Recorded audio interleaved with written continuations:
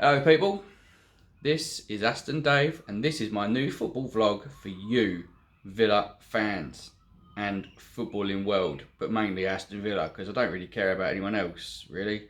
Anyway, moving on. This is a new venture I'm starting to do. I did do video games before, but I found that video games were boring. So what I've done is I've decided to put my sort of face out there for the Villa family. What I'd like to talk about at the minute is our games and our performance and what we need to do going forward, and your opinions and where we need to go and how we need to improve our loved team. Right, Spurs. My brother's a Spurs fan, unfortunately, but then there has to be one of them kind of ugly duckling people in the family. So he's one of them. Anyway, he was tormenting me, saying about Harry Kane's going to get an hat-trick. He was at the game, he was at the White Hart Stadium, or the Tottenham Hotspur Stadium, whatever they want to call it. I'm just going to call it White Hart Lane because that's all I've ever known it to be. Much to my amazement, we went 1-0 up. John McGinn, brilliant half step back, strike the ball past Hugo Lloris, made it look easy. He's showing signs of brilliance in the Premier League already. He's done really well in his first couple of games, actually. So hopefully, going forward, he will be our main supplier of goals, chances, everything. Villa Park and away. The guy has got a workhorse ethic, 110 mile an hour. If you're in the way, you're gonna get it. And the best thing I saw at the weekend against Bournemouth actually was that someone ran into John McGinn, they fell on their arse, but yet they got the free kick for it. And that just shows how much of an influence on the game John McGinn actually has and how powerful that guy is going to become once he progresses through the games and gets more experience in the Premier League. I do think we're going to struggle to keep hold of him. That's just my gut feeling. He's already turned around and said that he loves basically being at Villa. He loves the atmosphere, loves the fans, loves playing at Villa Park. But we've heard this all before.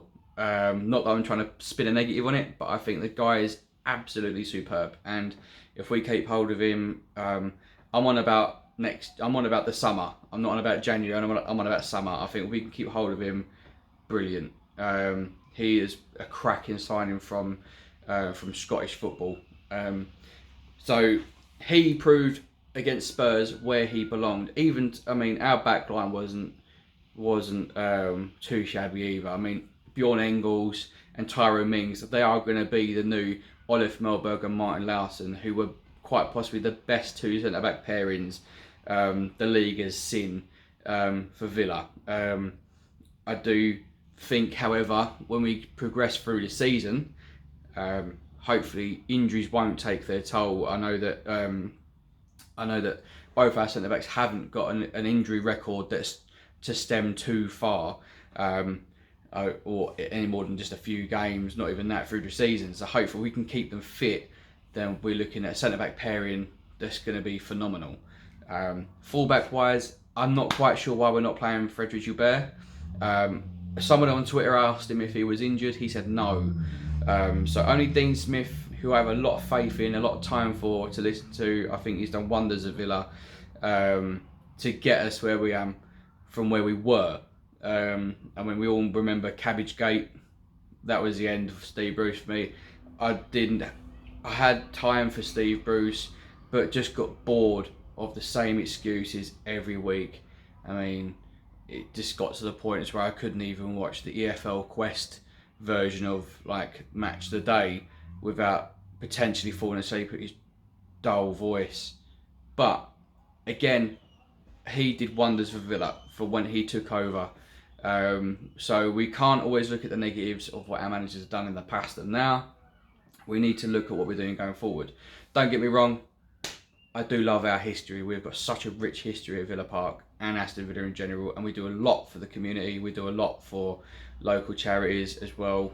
I still love the fact that we were the first team to have Acorns, a children's charity, across our shirt in the Premier League, which then actually that was stemmed from Barcelona having UNICEF written on their shirt. So anything that supports charities, children's charities, that helps disadvantaged children, disabilities and stuff, is brilliant. I mean, my sister has autism. So anything that kind of helps sort of bring awareness to that is much appreciated. And I think it's needed in today's game rather than it just being ruled by betting companies and money like it always is. However, we've completely gone off track of what we were talking about. So the Spurs game I can't really comment too much about. I kind of knew we were going to lose that. It sounds bad to say, but I kind of wrote that game off already. You're playing the Champions League finalists, for crying out loud. You're playing some of the top players in the Premier League. So it's okay, Dean Smith coming out and saying he wants to compete and wants to be up there, but we've got 12 new signings. I say new signings. I mean, El Ghazi was there last year. Tyrone Mings was there last year. So not John McGinn, we signed him anyway. But we've got players who will integrate into the squad, and I think we got our business done early. I think we just need a couple of more games to start really gelling in the Premier League life. Bournemouth game. As much as I love Tom Eaton, what was that? Just, I see a striker, I'm going to chop him. No, Tom. Just, the ball wasn't going anywhere. The striker had the ball, he was going out. There was no need to get involved. You just stay there, cover the post, do what the keepers do. I mean, I'm a goalkeeper. Alright, not a brilliant goalkeeper, but still, you cover the post, let the defender was coming back anyway, so there was no need to go take him out as such. But we learn from our mistakes. He didn't do that again through the game. He kind of learned, you know what, I think chopping people is a bad thing. I ain't going to do that again. And he didn't actually have a bad game, to be honest. It was an unfortunate deflected shot from Harry Wilson that went in off the post. Bit gut wrenching. You're only like 10-15 minutes into the game, you're 2-0 down straight away, you're already on the back foot, and we hadn't strung more than 3 or 4 passes together or even created any kind of attacking influence on the game. Bit much like it was sort of the year we got relegated, and maybe the first year was in the Championship. Really, the first few games were difficult for us to adjust. So we're having the same kind of thing now as what we did previously as such. So just teething errors at the minute. I think we're going to be fine. However, we need to start getting Wesley some stabilisers or something to stay on his feet, or even a map when he gets like into the attacking half, or even like anywhere near their goal, as to where players are usually going to be. Because there was a couple of instances at the weekend where he got the ball in decent positions, where instead of getting the ball lofted into the box, he panicked, didn't know what to do. He was like, fuck, I got the ball, I don't quite know what I'm doing, I'm not in front of goal, I could have a shot.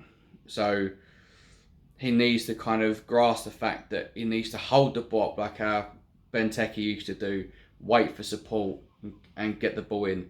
But that's where the problem lies. There was no support, there was no nothing. Sometimes it was like we was playing Subbuteo, we was all stood in the same position, nobody was moving anywhere. But second half, we come to life. Second half, we started making more chances, we started getting involved a lot more, we started actually attacking the goal, showing the quality we actually have rather than what we could have, and making the fans frustrated, which is one thing I hate being when I'm watching the videos, frustrated. However, Douglas Luiz, first half, shocking. Second half, grew into the game. I think his turning point was the goal. As soon as he banged that goal in, which was superb, his life changed. He just scored in front of the whole end. His whole aspect of the game changed. So I think going forward, he's probably going to adjust pretty quick. I mean, ex-Man City player, but never actually played as such. He was on loan.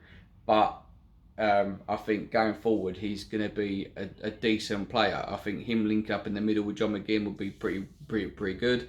We stuck Jack out on the left on the game, but he kind of had like a free roll across the middle. It was a bit strange. I kept seeing him more into the central kind of aspect rather than the left. I kept seeing a lot of El Ghazi on the left, which didn't do too bad. He didn't have a cracking game. Not as good as what I kind of have seen him play. Like tail end of last season, he was phenomenal. Everything he touched was just gold.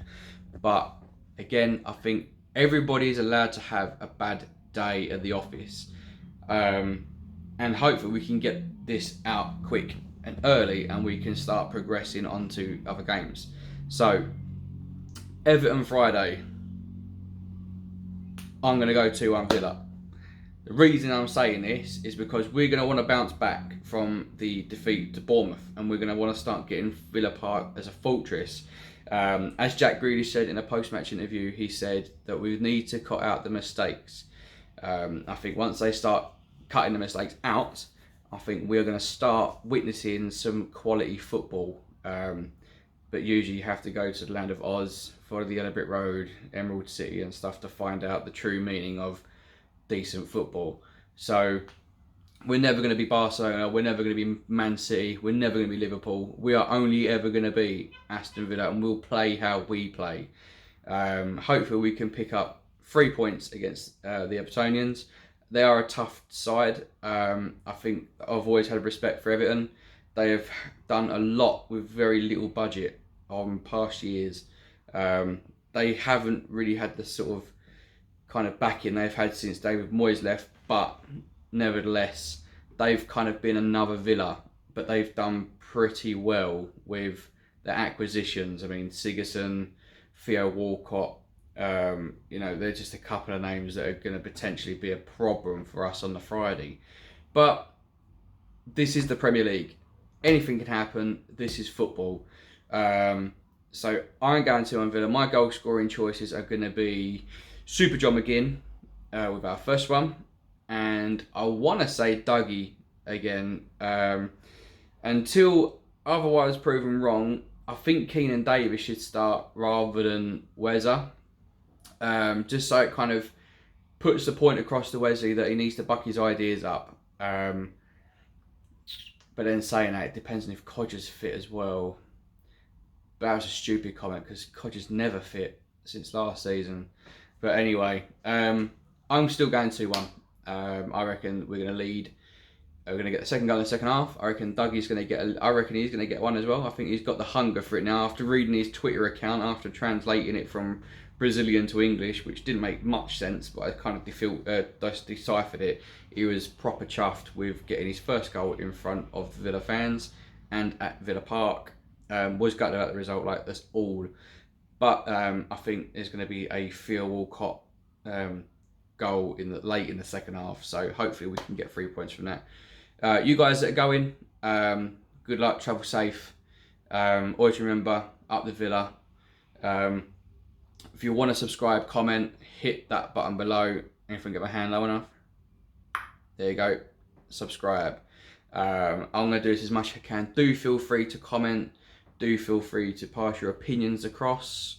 Share it. Do what you got to do. If you don't look at my ugly face, just cover the screen up and just listen. Because sometimes it's good just to hear someone else's opinion, so you've got the opportunity to give your opinion in situations or places where you wouldn't.